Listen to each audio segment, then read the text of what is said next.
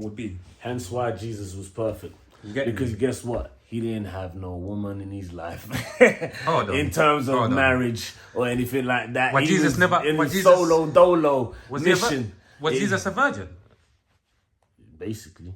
Oh shit! I never knew that. No. Oh right. I didn't know that. Basically. So hold on. Jesus was a virgin, yeah, and his mother was Mary, right? And she was the Virgin Mary. Yeah. And fuck it. Yeah. Let me keep my mouth shut. Yeah. We said something that people didn't even think about. That is crazy. But obviously, that's a whole nother debate for something different. I was gonna say, you get me? Yeah, because obviously, don't get twisted. I'm not like...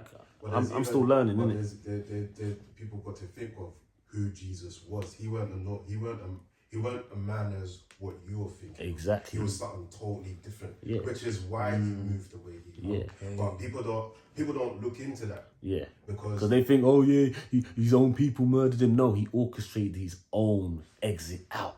Because he was God incarnated as man. And when he came as man, he wanted to show us how it's done and what the mission is. Clearly, a lot of us can't do it like that. We can't do it like that. There's power in what he was doing. You get me? To the point where you can resurrect yourself back. Shit. You get me? But that's something that people don't, these things happen, but some people might think, oh, you're just chatting rubbish. But then, you know what I mean? Go to Africa and see what happens over there. Because there's people in like, for example, in scriptures, like you had Moses, you had Joseph, you had Joseph, you had Joshua, you had Jesus. There's people out here that are like those people too. Out here right now, you get me, including myself and whatnot. So whichever one, I could be the King David or King Solomon of today's generation or the Jesus of this generation. You wouldn't even know that. You get me? That's why it's like, for example, now when I break it down, like biblical scriptures, you had like and because I'm a hip hop artist, you had like your Tupac and your Biggies. You get me?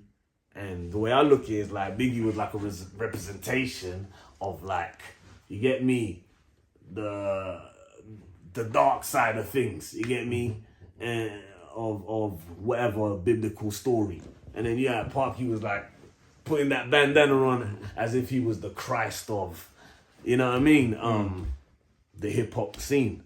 You know what I mean? But it was like a what do you call it? It was like another emulation. Yeah, they're like yin and yang.